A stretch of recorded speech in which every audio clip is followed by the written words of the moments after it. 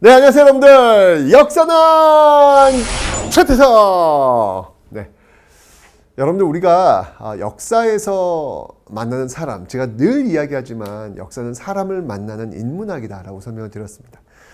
근데 여러분들 놓쳤는지도 모르겠지만 여러분들이 만나는 그 과거의 사람들의 공통점이 있어요. 그 공통점은 뭐냐면 그들은 모두 동사의 꿈을 꾸었던 사람들, 즉 자신의 꿈을 직업이나 명사로 가지고 있었던 사람들이 아니라 그 직업과 명사를 가지고 내가 누군가에게 어떤 도움을 줄 것인지를 고민했던, 바로 동사의 꿈을 꾸었던 사람들이라는 공통점을 가지고 있습니다.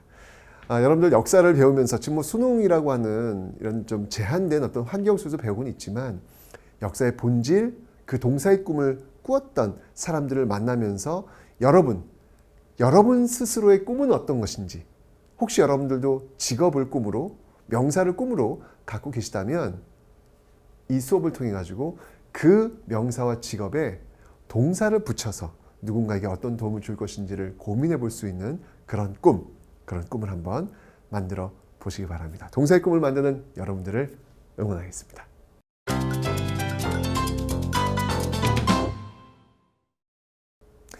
자, 어떤 부분이 시험에 나오냐면요. 2019년도가 여러분들 3.1운동 100주년이 되는 해입니다. 반드시 수능에는요, 3.1운동이 나올 수밖에 없습니다. 일제강점기는 일제가 어떤 지배 정책을 펼쳤느냐와 거기에 맞서 우리가 어떻게 저항했느냐를 배우는 그런 파트거든요. 오늘 이제 저항 파트를 배울 텐데 1910년대와 20년대의 저항을 배울 텐데 그 중에서도 역시 뭐니 해도 반드시 시험에 나온 것은 3.1운동. 3.1운동이 어떤 영향을 미쳤는지, 대한민국 임시정부 탄생을 시켰잖아요, 여러분들. 그죠? 그 3.1운동이 어떤 영향을 미쳤는지 3.1운동과 관련된 내용들을 반드시 여러분들이 기억해 놓으셔야 합니다. 이것이 바로 수능에 나옵니다.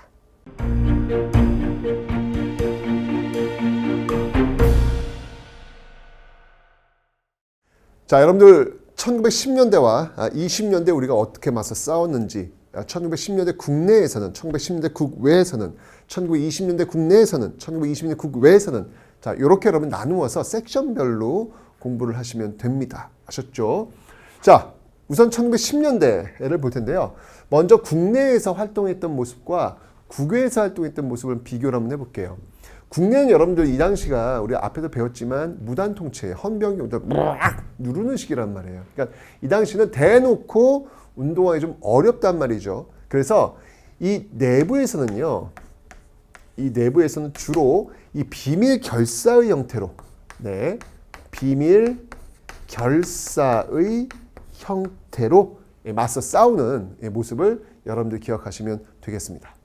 반면에 국외, 이것도 역시 배웠어요. 여러분들 그 앞에서 우리가 애국개봉 운동단체 배우면서 신민회 배우셨잖아요. 그 신민회가 국외에 독립운동 기지를 건설하려고 했다. 기억나시죠? 네, 맞습니다. 그래서 이 국외에서는 바로 국외 독립운동 기지, 국외 독립운동 기지를 건설하려는 모습들이 있었다. 즉, 국내에서는 비밀 결사였고 국외에서는 독립운동 기지를 건설해서 나중에 이제 국내 진공작전을 펼치려는 어떤 그런 모습들이 있었겠죠. 그래서 어떤 비밀결사와 어떤 독립운동 기지가 있는지 한번 살펴보도록 하겠습니다. 먼저 국내 비밀결사 중에 가장 대표적인 단체를 한번 살펴볼 텐데요. 전라도 지역과 경상도 지역으로 좀 나누어서 한번 보도록 하겠습니다. 자, 먼저 이 전라도 지역에서 활동했던 그 조직과 그다음에 특히 경상도, 특히 대구 지역에서 활동했던 조직을 한번 살펴보도록 할 텐데, 먼저 이 전라도 지역에서 주로 활동했던 조직은요, 바로 독립의군부라고 있습니다. 독립의군부. 자, 이 독립의군부를 이끌었던 사람을 한번 좀 살펴보도록 하죠. 이 독립의군부를 이끌었던 대표적인 인물은 누구냐면요, 바로 임병찬이라는 분입니다. 임병찬이라는 분인데, 사실 이분은요, 개항기에 그 의병 활동을 했던 그런 분이기도 합니다. 자, 여기에서 잘 보시면 알겠지만 우리가 포인트가 되는 그 단어가, 그 텍스트가 바로 의자예요. 의자. 의자는 뭐냐면 의병이야. 의병. 그러니까 이쪽은 뭐냐면 의병은 뭐냐면 어떤 그 옛날 시스템 속에서 왕에게 충성하는 어떤 그런 모습들과 연결이 되잖아요. 이게 의병이라고 하는 게 여러분 위정척사 사상과 연결된다고 제가 앞에 설명드렸잖아요. 그죠? 그래서 이 독립의군부는 지향하고 있는 목숨이 뭐였냐면요. 바로 복벽주의를 지향합니다. 복벽주의. 자, 이게 무슨 말이냐면 복은 뭐냐면 회복시킨다는 거예요. 그러니까 옛날 시스템을 다시 회복시키는 것. 이걸 지금 지향하고 있다는 얘기. 그러니까 황제 체제였잖아. 일제강점기 이전이 대한제국이었잖아. 그 모습을 그대로 다시 복구하겠다라는 것을 목표로 내걸고 있는 것이 바로 독립의군부. 기억하시면 되고요. 그 다음에 여러분 기억하실 조직이 뭐냐면 바로 이 경상도 대구 지역에서 활동했던 대한광복회라는 곳입니다. 자, 이 대한광복회는요, 이끌고 있었던 인물을 좀 한번 살펴보면 여러분들 좀 이렇게 주목하셔야 될 만한 그런 인물이에요. 바로 이 박상진이라는 분입니다. 박상진. 이라는 분인데 여러분 이 박상진이라는 분은요 우리나라 최초의 판사 출신의 독립운동가예요. 판사? 와우. 엘리트잖아요. 그죠? 경술국치 1920년 그러니까 1910년 8월 29일 나라가 이제 식민지로 넘어간 그 시점에 사표를 내고 독립운동으로 투신하신 분입니다. 사실 그냥 판사에 있었으면 잘 먹고 잘 살 수 있는 길은 열리는 건데 그거 내려놓고 쉬운 거 아니에요, 여러분들. 제가 아까 이야기했던 그 동사의 꿈을 역시 박상진도 꾸고 있었던 겁니다. 예, 박상진의 꿈은 여러분들 직업이나 명사 이게 아니었죠. 바로 판사는 직업을 가지고 내가 누군가에게 어떤 도움을 줄 것인지를 꿈꾸었던 동사의 꿈을 꾸었던 그런 인물이에요. 근데 나라가 망한 시점 되니까 일본법에 의해서 독립운동가들을 사형낼 수 없다고 판단한 거죠. 그렇게 꿈이 아니었으니까. 그래서 판사자를 내려놓고 독립운동가의 길에 나서게 되었고 결국 그로 인해서 사형 선고를 받고 돌아가신 그 분이에요. 바로 이 대한광복의 활동이 바로 박상진의 운명과 함께 하게 됩니다. 이런 분들을 여러분 좀 잊지 않았으면 좋겠어요. 여러분 지금 공부하는 이유 대학 가기 위해서죠. 근데 그게 본질이 되어서는 안 된다는 얘기예요. 여러분이 지금 공부하는 이유, 저와 지금 역사 공부하는 이유는 대학을 가기 위해서 공부하는 게 아니라 어떻게 살 것인가를 한번 고민해 보기 위해서 대학이라고 하는 수단을 한번 거치기 위해서 지금 저를 만나고 있는 겁니다. 그게 본질이에요. 그래야 여러분들 행복해지십니다. 자, 어쨌건 이 대한광복회는요 이후에 뭐 무관학교를 세워가지고 또 이제 항일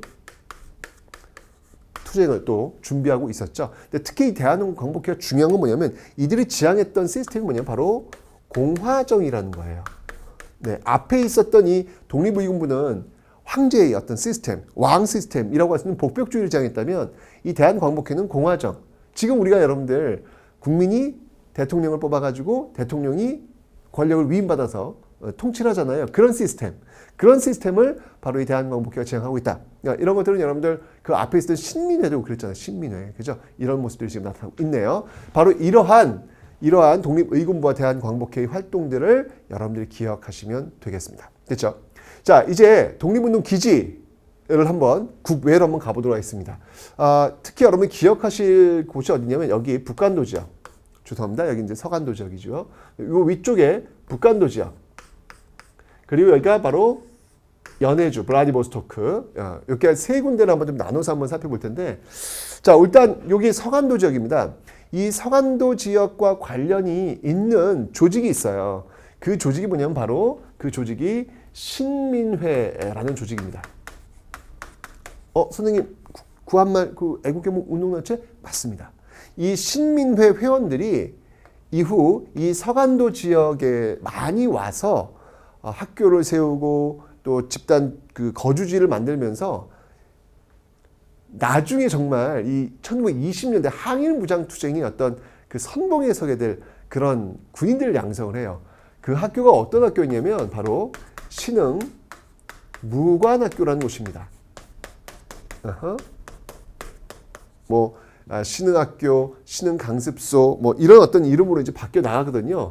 바로 이런 학교들이 만들어지고 있다라고 하는 것이죠. 이게 바로 서간도 지역에서 나타나고 있는 모습인데 이 신민의 회원들이 누구였냐면 그 대표적인 게 이씨 육형제, 이회영, 이시영 뭐 이런 그 이씨 육형제들의 이야기예요.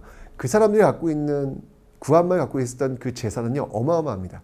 지금 서울의 명동 땅 제일 비싼 땅이잖아요. 그 명동 땅을 이 이시 육형제 땅을 밟지 않고서는 지나갈 수 없다 할 정도로 뭐 어마어마한 부자였죠. 지금 그 돈을 시가로 한번 계산해 보면 600억 가량이 되거든요. 이걸 다 팔아요. 다 팔아서 바로 이곳으로 간 거예요. 그래서 이곳에다가 많은 사람들이 와서 먹고 자고 독립운동을 할 수 있는 어떤 그런 터전을 만들어낸 것이죠. 이거야말로 바로 동사의 꿈이에요. 여러분들 부자가 되기를 원하십니까? 왜요? 왜냐고요? 부자가 되기를 원하는 이유가 뭐냐고요? 라고 물었을 때 부자, 명사 이게 꿈이라면 그게 그냥 끝나는 거죠. 근데 이 사람들은 뭐냐면 부자예요. 어마어마한 부자죠. 그죠? 하지만 그 부자가 나라가 망하는 시점에 어떻게 살 것인가에 대한 그 고민의 지점들이 분명히 있었다. 그리고 실천했다. 동사의 꿈을 꾸었다. 노블레스 오블리주의 전형적인 어떤 그런 모습들을 지금 이들이 보여주고 있지 않나라는 생각이 듭니다. 뭐 잘 아시겠지만 여러분 신민회는 여러분들 이 신민회는 1911년 바로 백오인 사건 제가 설명드렸죠. 백오인 사건 1911년입니다. 1911년 백오인 사건은 결국은 해산이 되게 될 겁니다. 자, 어쨌건 바로 그런 회원들이 바로 이런 서간도 지역에서 활동했다는 걸 기억해 두시면 되고요. 자, 이번 북간도로 한번 가보도록 하겠습니다.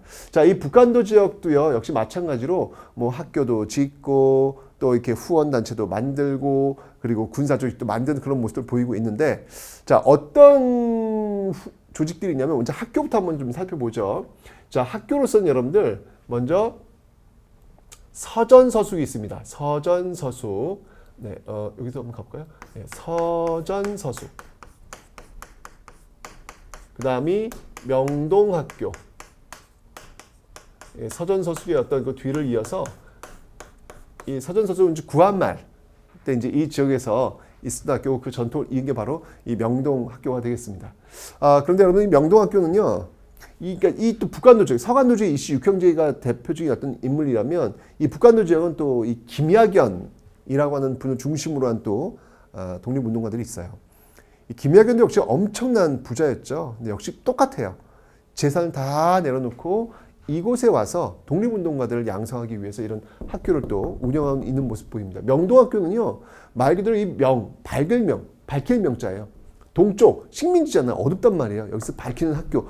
명동학교의 이름은 명확하게 독립운동가 양성 기구라는 교육과정을 갖고 있습니다. 네. 그래서 여기 명동학교는요, 주로 이렇게 말하기, 글쓰기, 이런 수업들이 굉장히 많이 있는데, 특히 이제 작문, 글쓰기에는요, 어떠한 글을 쓸 때 반드시 애국과 독립이라는 두 글자가 들어가야 돼요. 그래야만 점수를 매깁니다. 연애편지 쓸 때도, 연애편지 내용을 쓸 때도 애국과 독립이 들어가야 돼요. 이거 어떻게 쓰지 그러면? 그만큼 투철하다는 거예요. 그래서 여러분들 이 학교 출신 중에서요, 정말 획을 그은 사람들이 너무너무 많이 나와요. 1920년대 영화, 그 많은 사람들이 심금을 울렸던 영화 아리랑, 나훈규 감독도 역시 이 명동학교 출신이고요. 우리가 잘 알고 있는 시 별 해는 밤, 윤동주도 명동학교 출신이고요. 그러니까 소름 돋아요. 학교라는 곳이 바로 이런 곳입니다, 여러분들. 학교 단지 시험 문제를 푸는 그런 곳이 아니라 그 시대의 어둠에 한 줄기 빛을 쏠 수 있는 바로 그런 인재를 양성하는 곳이 그게 바로 학교거든요. 그런 공간에서 배워야 되는 겁니다. 네.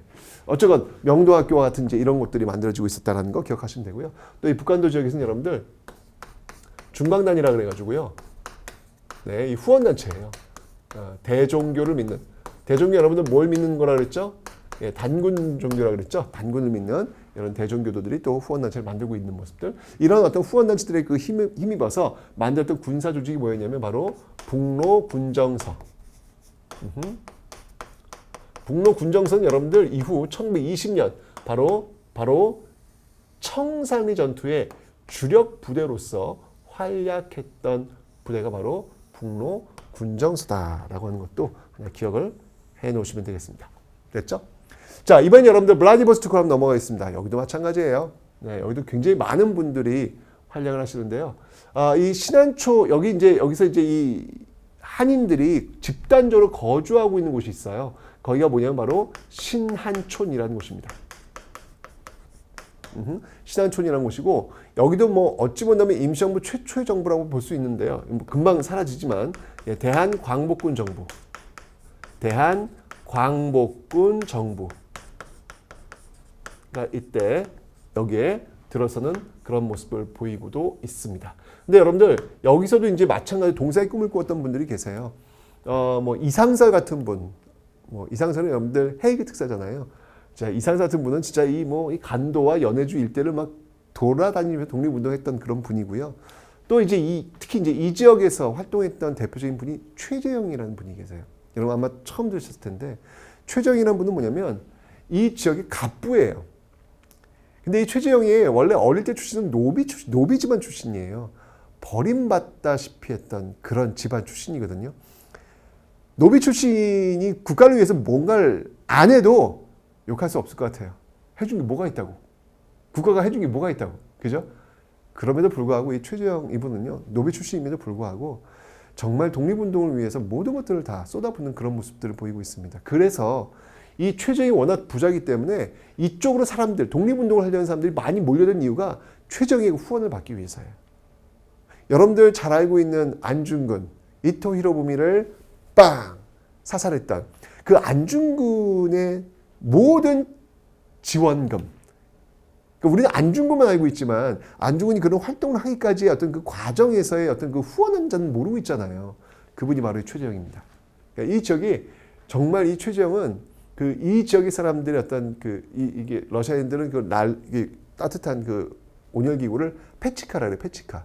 그래서 이 지역 사람들은요 집에다가 왜 요즘 뭐 북한에 보면 왜 김일성, 김정일 이렇게 뭐 사진 걸어놓잖아요. 그런 것처럼 최재형 사진을 이렇게 걸어놓을 정도로 이 고려인들의 이제 여기 있는 사람들 고려인이라고 하는데 고려인들의 페치카라고 불릴 정도로 아주 정말 이 동사의 꿈을 꾸었던 그 대표적인 그런 사람을 또 한번 찾아볼 수 있지 않을까라는 생각이 듭니다. 자, 이런 식으로요. 1910년대는요. 국내에선 비밀결사, 국외에선 이런 국외 독립운동 기지를 열심히 펼쳐가는 모습들. 자, 이렇게 열심히 펼친다면 이게 1910년대 무단 통치, 헌병 경찰 통치지만 이렇게 열심히 펼친다면 무언가 하나로 뭔가 모아지는 뭔가 어떤 그 사건이 벌어지겠구나. 소망이 깊으면 반드시 이루어진다고 설명드렸잖아요. 그죠? 그런 모습들이 이루어지겠구나라는 것을 아마 여러분들이 눈치채실 수 있을 겁니다. 자, 어떤 모습이 이루어질지 보도록 하겠습니다.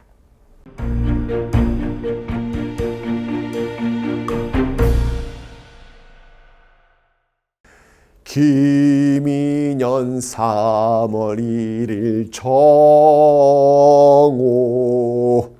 맨날 불렀는데 이거 요즘 여러분들 안 불러요? 저희 때 고등학교 때는 이거 늘 불렀거든요. 여러분 3월 그러니까 그러니까 개학식 때 왜냐면 3월 1일은 이제 쉬니까 3월 2일에 주로 개학을 하잖아요. 그럼 개학식 날 3.1절 기념식을 했어요. 그래서 이 노래 꼭 불렀거든요. 그래서 아주 외우지 않아도 그냥 이렇게 알고 있는 노래입니다. 김인년이 바로 1919년이 되겠습니다. 예, 바로 3.1 운동이 일어난 그런 해다라고 볼 수 있겠죠. 자, 이 3.1 운동은요, 일어나게 된 배경이 있어요. 자, 일단 여러분들 우리가 앞에서 1910년대 국내외 저항을 한번 살펴봤습니다. 자, 그래서 국외에서는 어떻게? 네, 국외에서는 독립운동 기지, 독립운동 기지 건설의 어떤 모습들이 있었고, 그리고 국외에서는 독립운동 기지고 국내에서는 바로 비밀 결사, 독립의군부라든지 대한광복회라든지 이와 같은 비밀 결사의 어떤 활동들이 이렇게 한국인들 중심으로 전개가 되고 있었죠. 1910년대는 또 어떤 것이 이제 세계적으로 있었냐면 바로 여러분들 1차 세계대전이 끝나요. 일어났고 끝나요. 끝나면서 이제 이 문제를 어떻게 해결할 것이냐. 근데 그때 미국 대통령이 이제 뭘 주창을 하냐면 바로 미국 대통령 윌슨의 민족 자결주의라는 게 있습니다. 민족 자결주의. 즉 1차 세계대전이 끝나면서 그 식민지들 있잖아요. 그 식민지들의 운명을 어떻게 해결할 것이냐? 알아서 해결해라. 라고 이야기를 하죠. 근데 중요한 건 뭐냐면 알아서 해결하는 그 식민지들은 승전국의 식민지는 아니고요. 패전국의 식민지다. 근데 1차 세계대전 때 일본은 승전국에 줄 서 있었어요. 줄 잘 서요. 아주 일본이. 예, 그러니까 일본의 식민지였던 조선한테는 사실은 해당 사항이 안 되는 것이었죠. 근데 뭐 여러분 그렇다고 해서 그냥 우린 해당 사항 없어. 그냥 가만히 있자. 그럴 수 없잖아요. 적극적으로 활용해야죠. 그 적극적으로 활용한 그 주체가 누구였냐면 바로 학생들이었습니다. 네. 특히 여러분 일제강점기 때는 여러분들 시대의 어떤 변혁 세력, 시대의 어떤 개혁 세력, 시대를 바꿔내려고 했던 대표적인 그 세력이 바로 학생이에요. 학생. 여러분 나이 또래의 학생들입니다. 예. 그래서 이 동경에 가 있었던 유학생들이 중심되어 가지고 1919년 3월 1일 그 한 달 전이라 볼 수 있겠죠. 2월 8일입니다. 28 독립선언을 낭독을 해요. 28 독립선언을 낭독하는데 어디서? 바로 일본의 심장부를 할 수 있는 이 도쿄에서 28 독립선언을 낭독합니다. 이런 것들은 바로 이 윌슨의 민족 자결주의의 세계적인 어떤 영향을 받았기 때문에 이런 것들이 가능했겠죠. 그죠?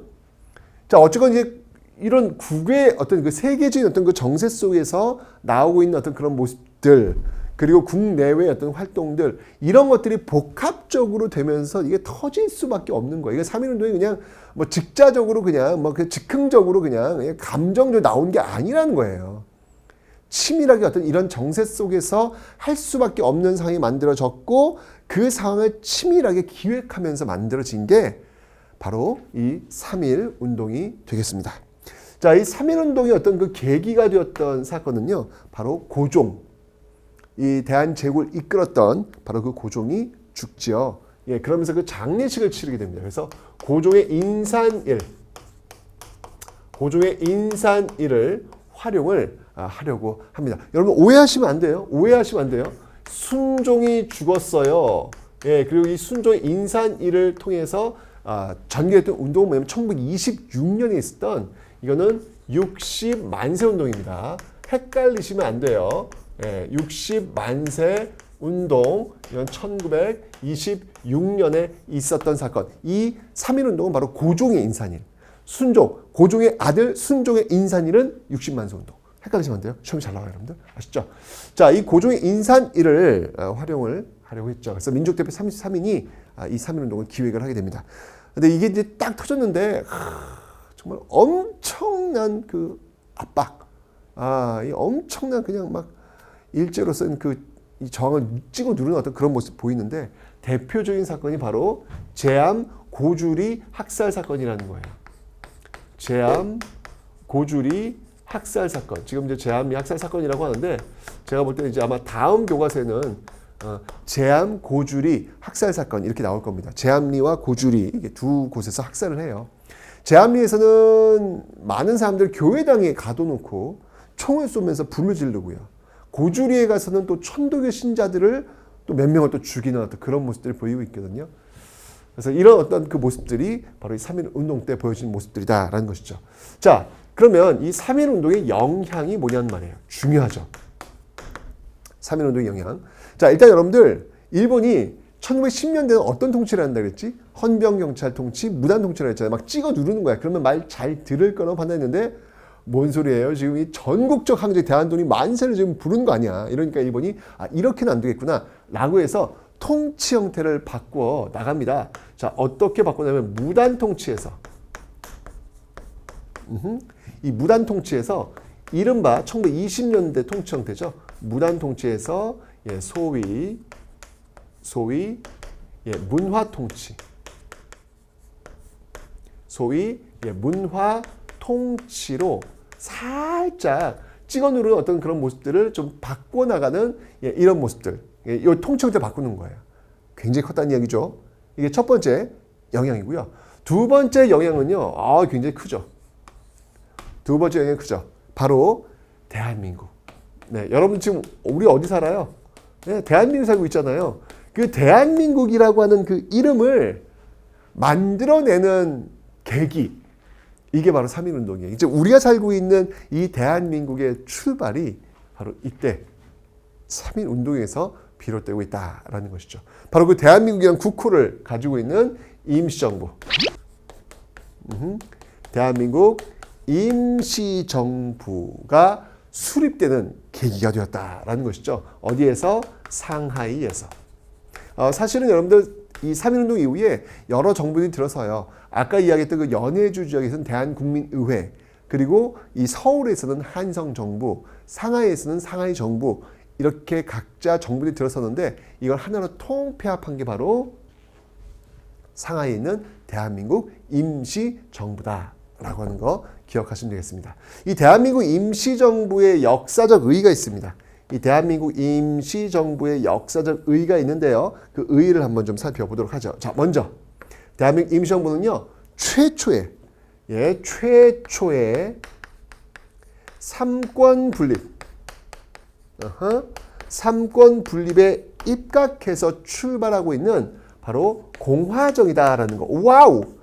그러네 여러분들. 우리가 앞에 그러니까 구한말에 있었던 신민회가 공화정 지향했고요. 1910년대 비밀 결사단체라고 할 수 있는 대한광복회가 공화정 지향하잖아요. 그 지향이란 말이야. 근데 그게 이제 완전히 시스템화됐던, 만들어졌던 게 바로 이 대한민국 임시정부라는 얘기죠. 네, 이게 만들어진 거예요. 이 삼권 분립이라고 하는 여러분 입법, 사법, 행정이잖아. 이때 이 삼권 분립을 어떻게 이제 부르고 있냐면, 먼저 입법부. 네, 입법부는 법을 만드는 곳이죠. 국회와 같은 곳인데 여기는 임시의정원.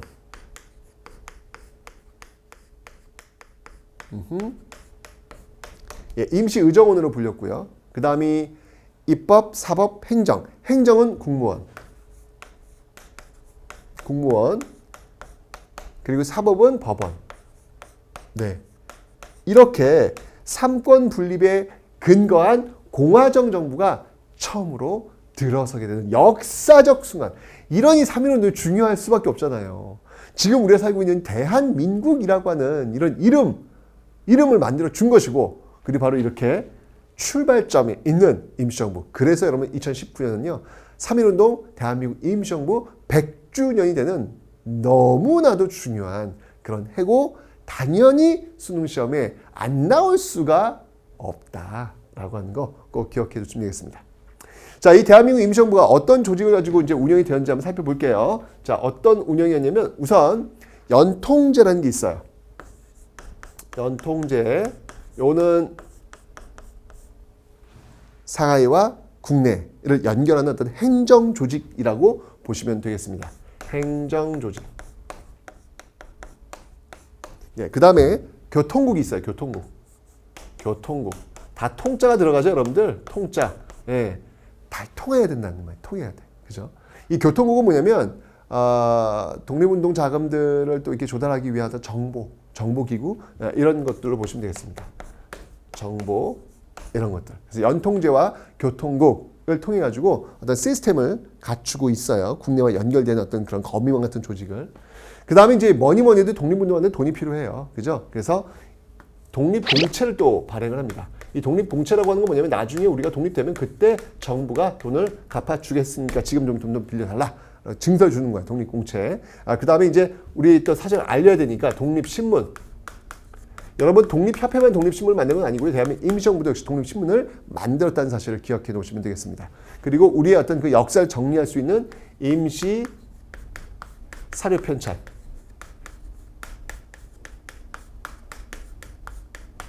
임시 사료편찬위원회 같은 것들을 또 만들고 있습니다.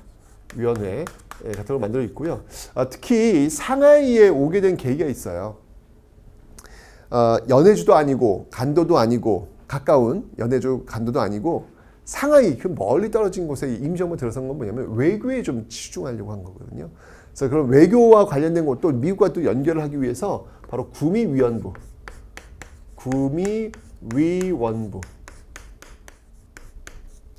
설치하는 모습들도 있더라라고 하는 거. 어쨌건 여러분 이 상하이에서 이거 둔 이유는 뭐냐면 외교에 좀 더 많은 비중을 두기 위해서라고 하는 것도 하나 정리해 놓으시면 되겠습니다. 됐죠? 자, 이렇게 해서 일제히 통치 형태를 바꿔놓고요. 대한민국 임시정부 출범을 시켰고요. 그 다음에 이제 세 번째는 뭐가 있냐면요. 세 번째는 이제 이것도 세계사적 영향인데요. 중국이요. 이런 3.1운동 이후에 중국 역시 어떤 그 자신의 어떤 이권을 잃지 않겠다라고 해가지고 일어났던 거족적 항쟁이 있어요. 이게 바로 오사운동이라는 겁니다. 중국의 오사운동에도 영향을 미치고 있다라는 거. 그러니까 중국인들은 그거예요. 아니 그 조선에서도 지금 독립운동을 외치고 있는데 왜 우린 못하냐? 우리도 하자! 라고 해서 정리했던 게 바로 중국의 오사운동이 되는 겁니다. 정말 이 3.1운동은요. 이렇게 거족적 민족 항쟁으로서 우리에게 다가오고 있습니다. 내가 지금 살고 있는 이 대한민국이라고 하는 이 나라의 출발이 바로 이 3.1운동에서부터 이루어지고 있음을 여러분들이 기억하시면 되겠습니다. 1919년 김인현 3.1운동이었습니다.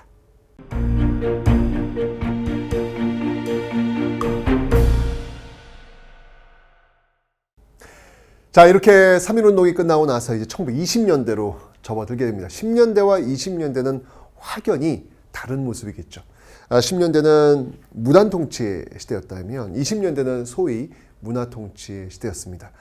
이러면서 3.1운동이 만들어낸 힘이었던 것 같아요. 이 3.1운동 이후에 많은 지금으로 본다면 여러 시민운동의 어떤 출발들, 아주 다양한 그런 운동들이 각계각층의 어떤 그런 더 주장들이 이렇게 뿜어져 나오는 그런 모습들. 이것도 역시 마찬가지로 3.1운동의 힘이 아닐까라는 생각이 듭니다. 1910년대는 감히 상상도 하지 못했던 그런 모습들이 3.1운동을 이후로 해서 자신들의 주장을 내가 속한 조직에서 뿜어내기 시작하는 그런 모습들이 단연코 많이 등장이 되는 것이죠. 자, 먼저 여러분들 민족주의 진영부터 한번 살펴보도록 하겠습니다. 민족주의 진영. 자, 민족주의 진영. 우리 민족이 최고다. 우리 민족이 짱이다. 라고 이야기하는 어떤 이런 쪽에서는요. 어떤 운동들이 주로 전개되었냐면 우선 물산 장려 운동이라는 게 전개됩니다. 네, 물산 장려 운동. 자, 이 물산 장려 운동은요, 쉽게 얘기하면 이거예요. 국산품 쓰자. 국산품 애용 운동이에요. 조선 사람 조선 거 쓰자라는 운동이에요. 그러니까 그러니까 구한말에 있었던 여러분들 국채보상 운동 있잖아요. 이건 우리나라 빚을 갚자는 운동이었고, 이거는 우리나라 거 쓰자라는 운동이에요. 이게 왜 나왔냐면, 왜냐면 이유가 있어요. 여러분들 이미 배웠어요. 1920년대 일제 정책이 많이 바뀌죠. 그 중에서 회사령, 네, 회사령과 관세가 폐지가 된다라고 하는 거 배웠습니다. 여러분들 기억나시죠? 네, 회사령과 관세가 폐지가 돼요. 그러니까 일본 자본이 쉽게 우리나라에 들어올 수 있는 환경이 만들어진 것이죠. 이렇기 때문에 국내 자본가들은 위기에 빠진 것이고 그 위기를 타개하기 위해서 우리 거 사주세요. 우리가 만든 거 사주세요. 라고 이야기하는 거예요. 이 물산장려 운동이 처음으로 출발한 곳은 어디였냐면요. 바로 평양입니다. 평양입니다. 여러분들 굉장히 중요해요. 왜냐면 구한말에 있었던 국채보상 운동이 출발했던 건 대구고 이 물산장려 운동이 출발했던 건 평양이에요. 대구와 평양이라는 사실을 반드시 구분하셔야 돼요. 굉장히 중요한 겁니다. 여러분들. 아시죠? 시험에 잘 나와요. 예, 이런 물산장려 운동, 국산품 애용 운동도 있었고 그 다음에 이제 우리나라 대학, 우리나라 사람이 운영하는 우리나라 대학을 한번 세워보자. 예, 밀립대학 설립 운동도 있었고요. 그 다음에 문맹퇴치 운동도 있었어요. 문맹퇴치 운동. 계모운동이라고 볼 수 있겠죠. 네, 문맹퇴치 운동도 전개가 되고 있더라라는 것이죠. 그런데 중요한 건 뭐냐면 이 민족주의 진영에서 전개했던 이런 물산장려 운동이나 또는 밀립대학 설립이나 문맹퇴치 운동이 그렇게 큰 성과를 거두지를 못해요. 그러니까 물산장려 운동 같은 경우에도 우리 거 사주세요 했지만 특히 이제 이 당시 이제 여러분들 20년대는요, 놓지 마요. 사회주의 세력들이 있어요. 그러니까 사회주의 세력들이 또 굉장히 반발을 하게 됩니다. 왜냐하면 물산장려 운동 같은 경우 국산품 애용 운동인데 먹혔단 말이에요. 그것도 식민지 상황이니까 우리나라 사람들 또 우리 거 써줘야지라고 했단 말이죠. 이러면서 수요와 공급 법칙이 깨지는 거예요. 수요는 많은데 공급은 이게 제한적인 것이죠. 그러면 가격이 어떻게 될까? 올라갈 수밖에 없잖아. 가격이 올라가니까 사회주의자들이 아니 왜 이게 도대체 누구를 위한 운동이냐. 우리 못 사는 이 노동자들은 원래부터 국산품 애용자들이었다. 근데 왜 이런 운동해가지고 왜 우리가 먹고 사는 어떤 그런 것들을 더 가격을 올리느냐. 라고 하면 이건 자본가들을 위한 운동이다. 라면서 비판하는 그런 모습을 보이고 있다는 이야기죠. 그래서 전반적으로 큰 성과를 거두지는 못합니다. 이 세모 표시는 이제 이런 거예요. 자, 이런 상황 일단 기억해 놓으시고요. 자, 제가 지금 방금 사회주의 세력이 있다라고 설명드렸잖아요. 자, 그 사회주의 세력은 또 어떤 활동들을 하는지 한번 좀 살펴보도록 할게요. 자, 이 사회주의는요. 사회주의는 주로 쟁의 활동들을 주로 많이 합니다. 쟁의. 쟁의라고 하는 건 뭐냐면 이거예요. 투쟁! 이겁니다. 네. 그러니까 싸우자는 것이죠. 파업을 하면서 자신의 어떤 주장을 요구하고 관철하는 그런 모습들인데 대표적인 쟁의가 있다면 농민들이 전개했던 거는 수작쟁이고요. 수작료를 인하해달라. 노동자들이 전개했던 건 노동쟁의. 임금을 올려달라. 뭐 이런 내용들이 되겠죠. 그래서 그 대표적인 그 쟁의를 보면 소작쟁이로는요. 암태도 소작쟁이가 있고요. 암태도 소작쟁의가 있고요. 그 다음에 이 노동자들이 전개했던 대표적인 쟁의에는 원산 부두 노동자 총파업이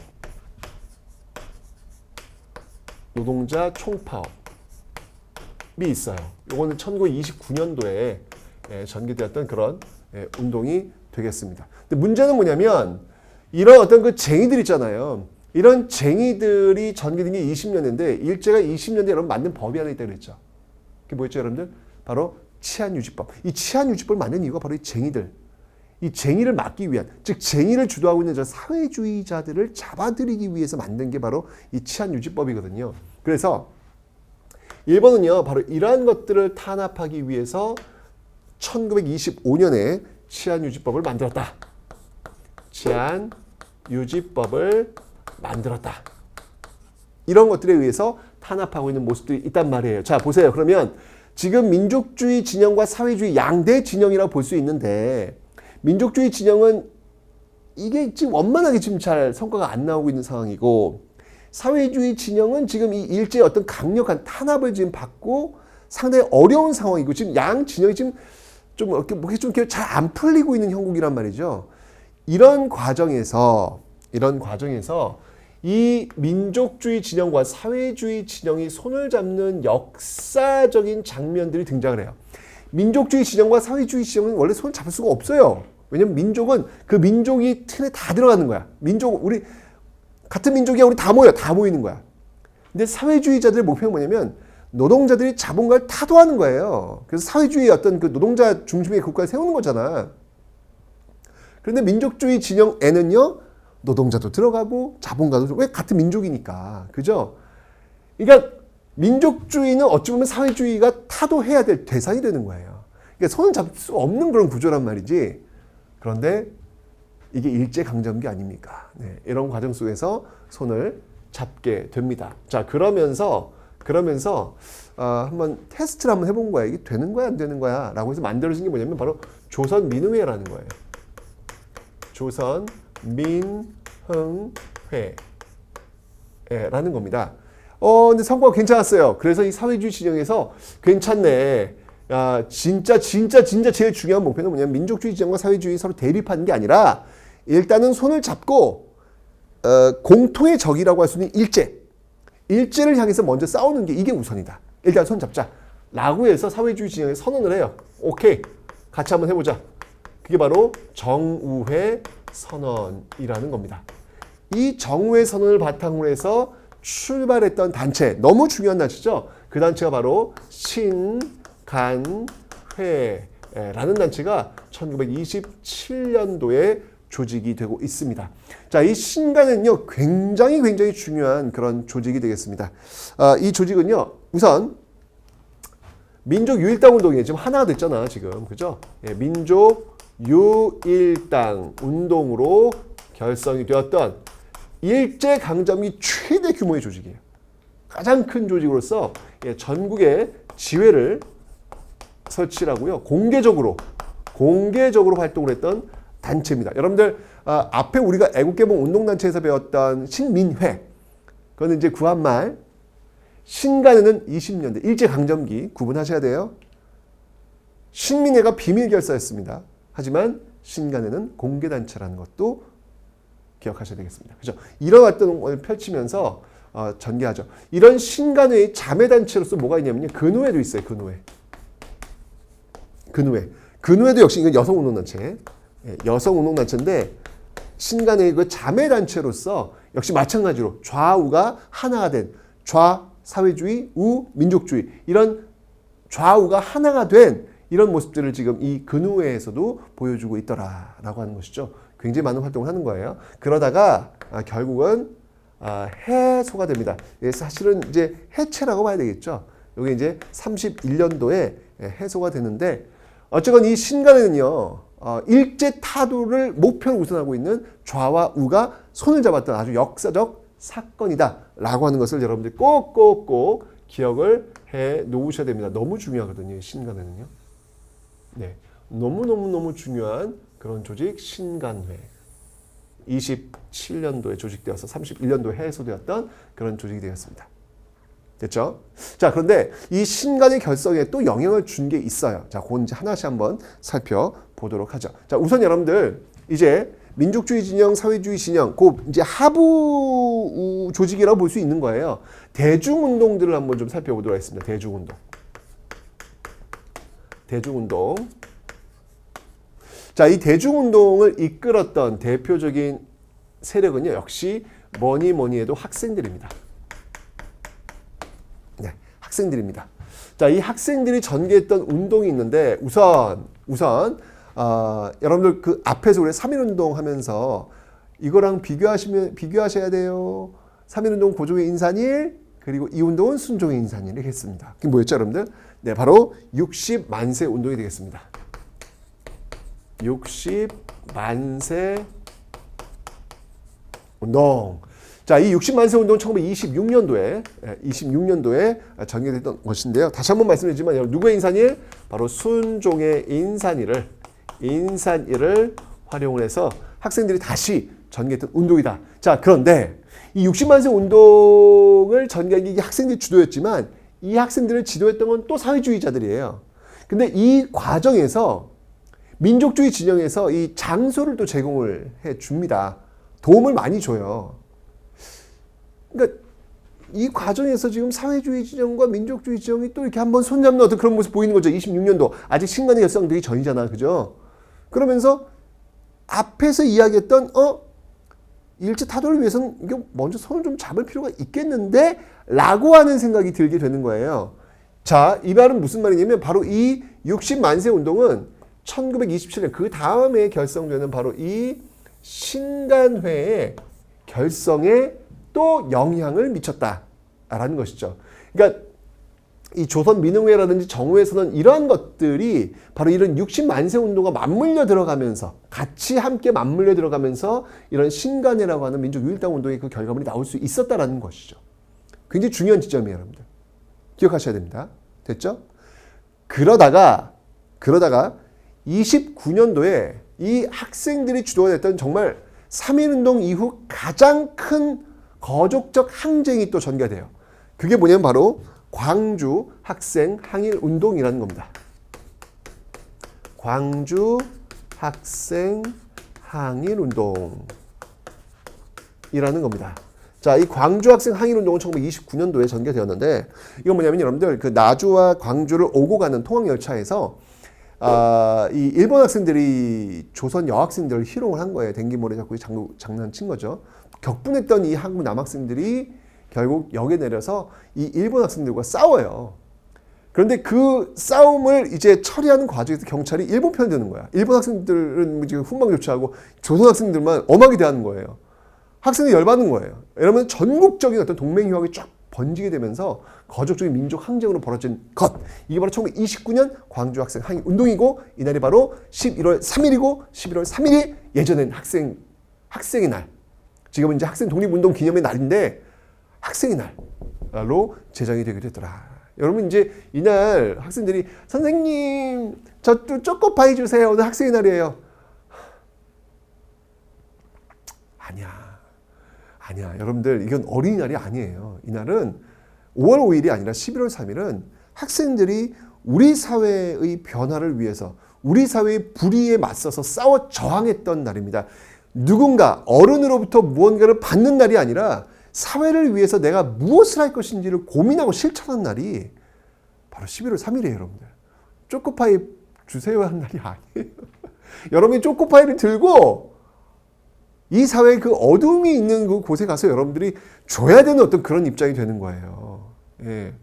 조그마히 받는 거는 주세요. 이건 약간 좀 창피해. 이건 너무 역사적인 어떤 배경 맥락을 좀 모르는 게 아닌가라는 그런 생각이 들더라고요, 여러분들.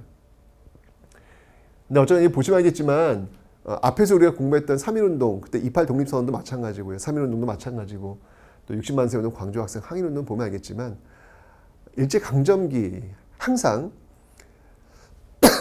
그 억압에 맞서 싸우는 그 무리의 항상 선봉에 있었던 것은 바로 학생이었다는 사실.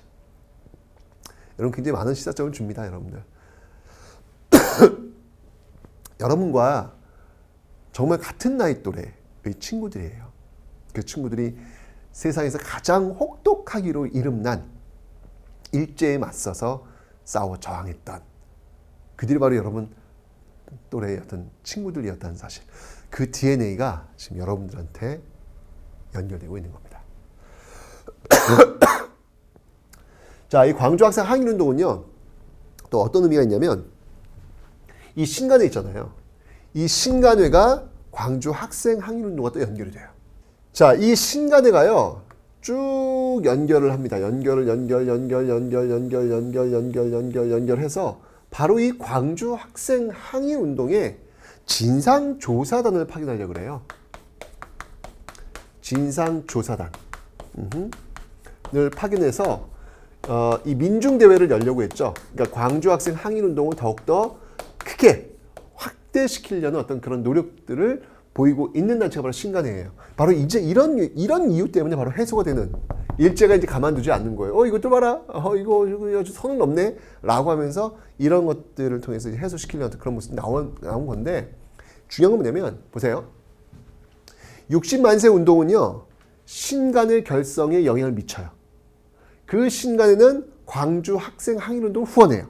그러니까 요 단계, 요 흐름, 60만 세 운동이 먼저 있었고, 그 다음이 신간회고, 그 다음이 광주 학생 항일운동이라는 사실, 요 인과관계, 요 고리를 여러분이 반드시 기억하셔야 돼요. 시험이 잘 나옵니다. 아시죠, 여러분들? 네. 그래서 학생들이 주도했던 이런 운동들을 한번 살펴봤습니다. 기억하시면 되고요. 또 대중운동에서 여러분들 기억할 게 뭐냐면, 하나 더 추가를 한번 해보면 어린이 운동이 또 있어요. 이건 어린이 운동이에요. 이 어린이 운동은 여러분 잘 알고 있죠? 방정환 선생님. 소파 방정환. 특히 천도교 쪽과 연결이 되고 있다. 천도교는 여러분들 동학이 이름을 바꾼 거예요. 동학이 이름을 바꾼 겁니다. 그래서 인내천, 사람이 곧 하늘이다. 어린이도 곧 하늘이다. 어린이 제발 때리지 좀 마라. 그때 이제 막 어른들이 막 술 먹고 막 때렸거든요. 이런 거 좀 하지 마라. 어린이를 좀 하늘처럼 좀 대해라. 라고 하면서 이제 이런 어린이 운동이 전개되는 겁니다. 어린이날은 어른들한테 맛있는 거 먹는 날 맞아요. 근데 학생의 날, 학생 독립운동 기념일은 그런 날이 아니다라는 것을 다시 한번 제가 말씀을 드립니다. 그리고 여러분들 백정들도요, 이 활동을 많이 합니다. 백정 출신들. 자, 이 대중운동의 어떤 그 전반적인 어떤 그 모습들을 한번 지금 쭉 살펴보고 있는데, 이 백정들이 전개했던 운동이 있어요. 그 운동을 우리는 뭐라고 하냐면, 백정들이 들고 다니는 그 저울이 있거든요. 그 저울을 그래서 형평운동이라고 합니다. 형평운동. 그 백정들이 왜 고기 달 때 다는 저울 있잖아요. 그 저울이 평평해지도록 만들자라는 운동이에요. 무슨 말이냐면, 백정들, 뭐 조선시대 때 천민들 아닙니까? 그죠? 근데 가보개혁을 통해서 분명히 법적으로 신문제 폐지됐잖아요. 그럼에도 불구하고 그들에 대한 차별들이 남아 있었다는 사실. 그런 과정들 속에서 백정들이 더 이상 차별하지 마라. 하지 마라. 라고 정의했던 게 이 형평 운동이 되는데, 형평 운동이 이제 처음 출발했던 곳은 어디냐면요. 바로 진주입니다. 진주하면 여러분들 19세기 중반에 있었던 임술농민봉기, 진주에서 출발한 거 아시죠? 그렇게 또 오버랩되고요. 진주하면 또 진주대첩, 김시민, 진주성 싸움, 그 진주와 또 연결이 됩니다. 왜냐하면 이 한 지명 속에 켜켜이 있는 역사의 어떤 사건들을 여러분이 정리해 두실 필요가 있기 때문에 제가 말씀을 드린 겁니다. 됐죠? 백정이었습니다. 자, 이런 대중운동뿐만 아니라 이게 20년대는요, 굉장히 아주 활성화된 모습. 이게 바로 전 3.1운동의 힘이라는 생각이 드는 거예요. 1910년대와 20년대 이렇게 다릅니다. 예, 3.1운동은 이렇게 사람들에게 자신감과 용기와 어떤 저항의 그 힘을 불러넣어 준 거예요. 자, 그러면서 여러분들 의열단 투쟁이 전개됩니다.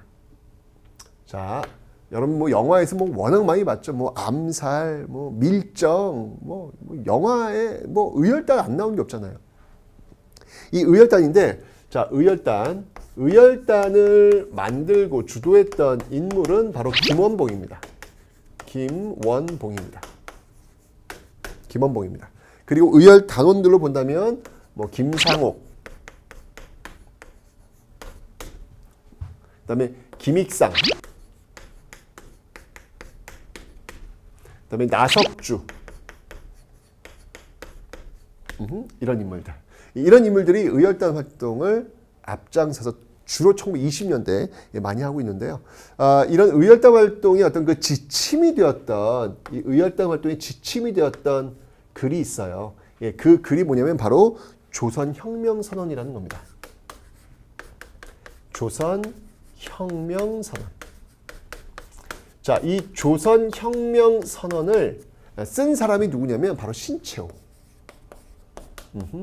바로 신채호가 되겠습니다.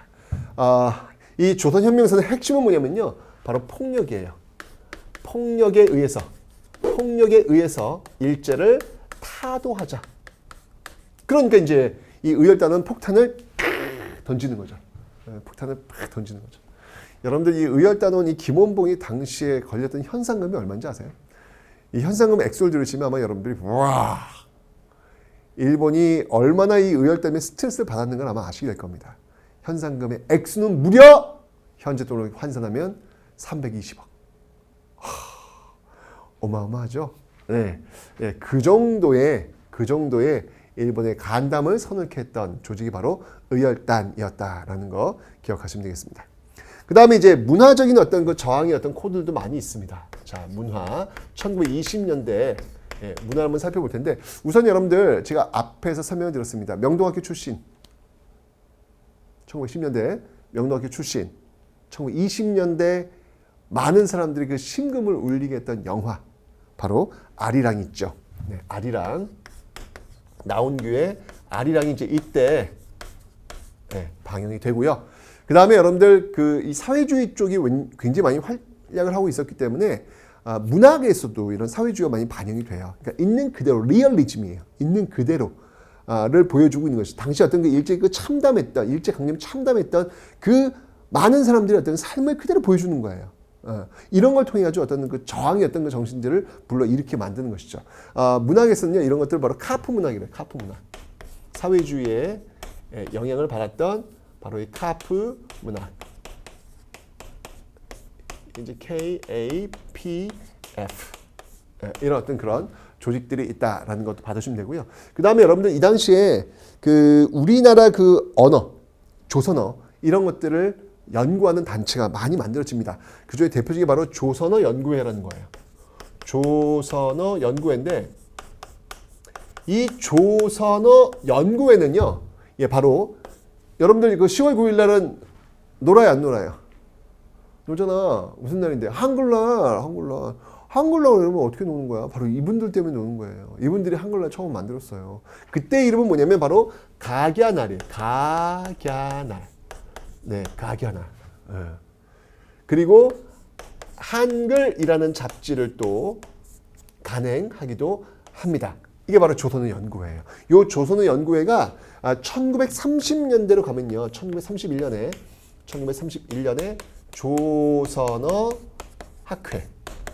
조선어 학회로 이름을 바꾸기도 합니다.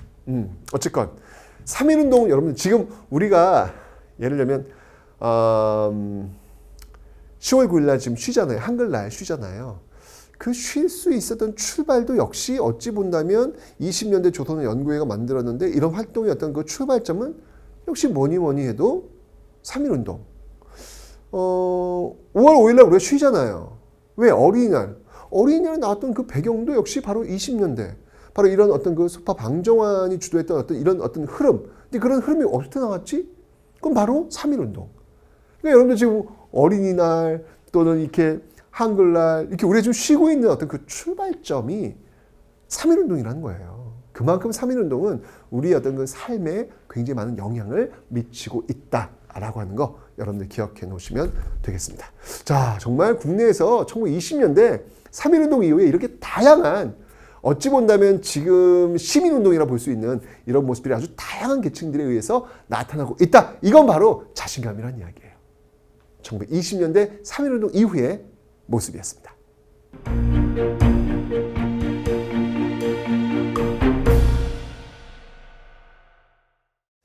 자, 이제 여러분들 또 다른 모습을 한번 봐야 되겠습니다. 이제 국외입니다.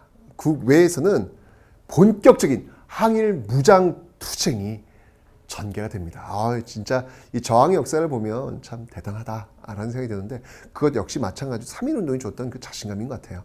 3.1운동을 보면서 전 거족적 민족 항쟁의 모습을 보면서 이렇게 원하고 있구나. 그럼 우리 한번 해보자.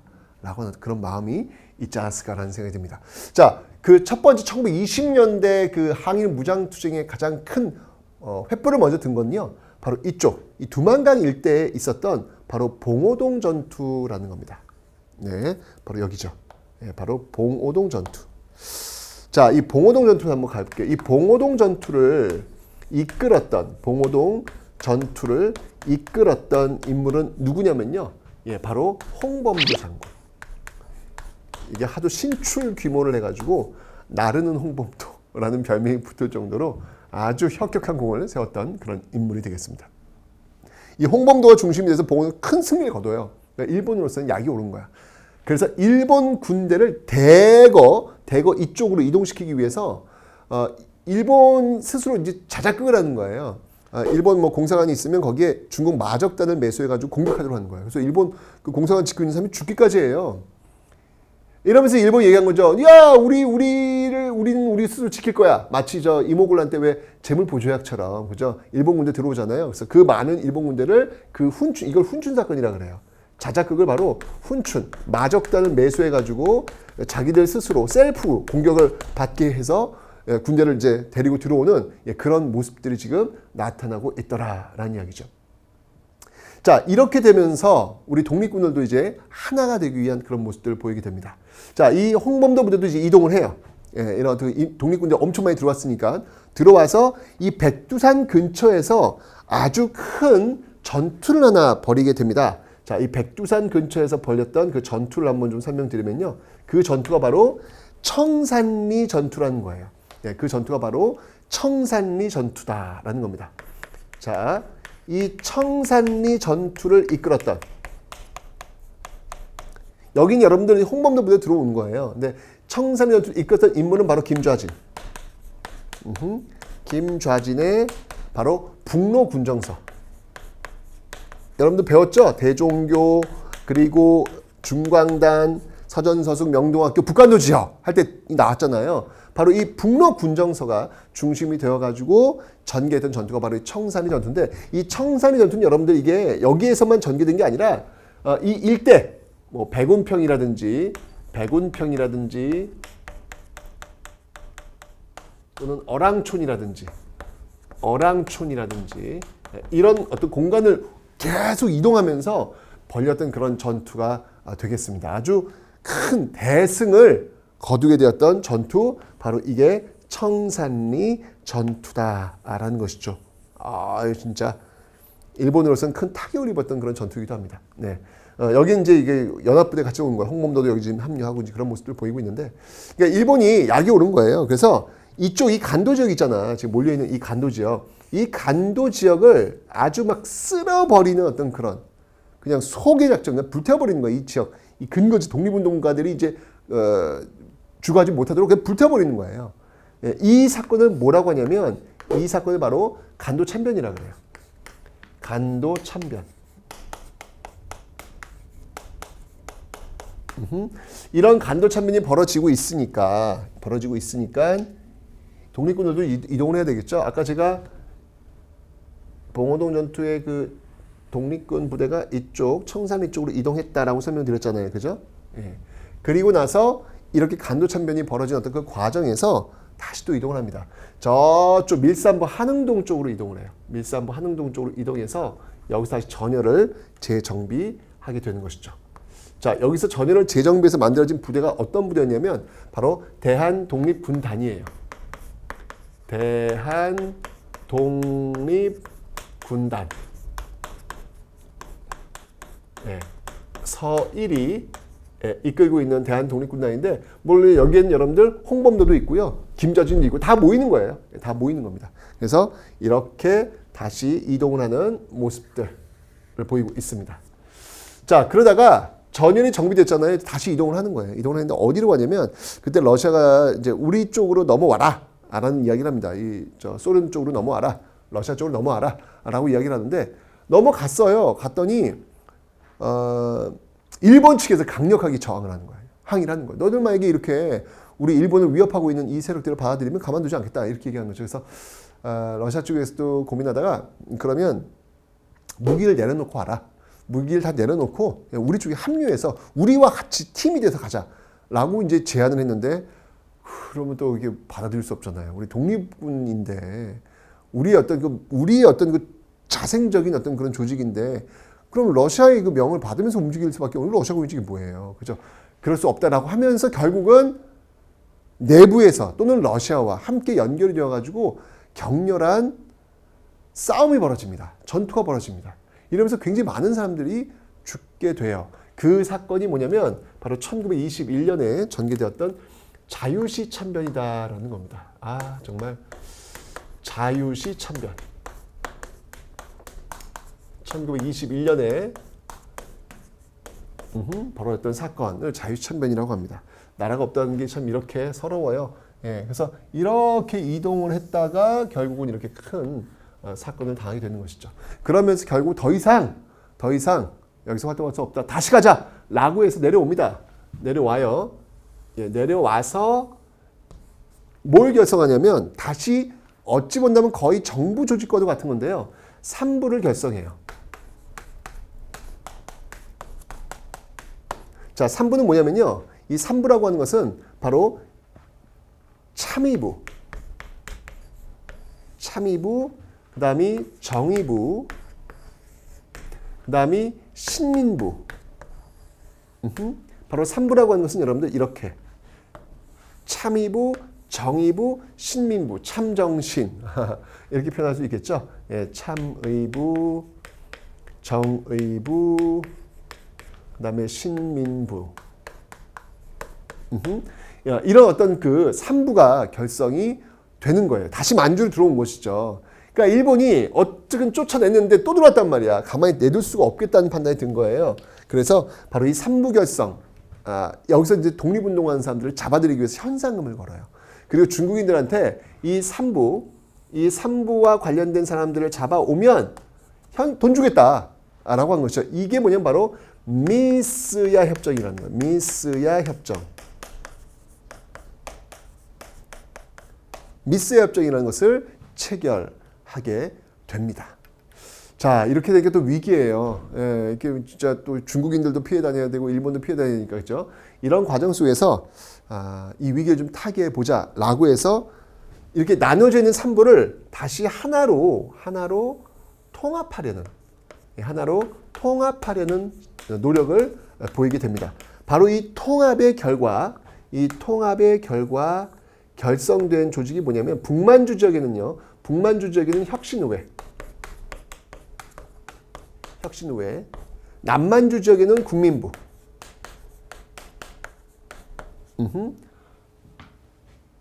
여기 이제 북쪽이고요. 예, 북만주 지역이고요. 여기는 남만주 지역. 이렇게 결성이 되더라라는 얘기죠. 나중에 이제 여러분들 이 혁신의회가 또는 국민부가 1930년대 항일 무장 투쟁 계속 연결될 거예요.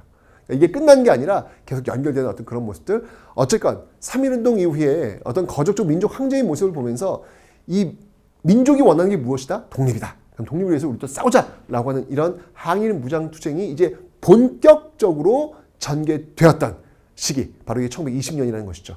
여러분 1920년대 이 다양한 이 모습들을 보시면서 정말 이 동사의 꿈을 꾸었던 사람들을 한번 여러분 만나봤으면 좋겠어요. 그들의 꿈은 뭐냐면 딱 하나예요. 자기 뒤에 오는 사람들한테만큼은 식민지족의 백성을 살지 않게 하겠노라는 그 꿈 하나로 자신의 청춘을 다 바쳤던 그런 분들, 그 꿈을 지금 우리는 현실이라고 살고 있잖아요. 그죠? 내가 지금 살고 있는 이 모습을 만들기 위해서 이분들이 이름 없는 안무개들이에요, 사실은요.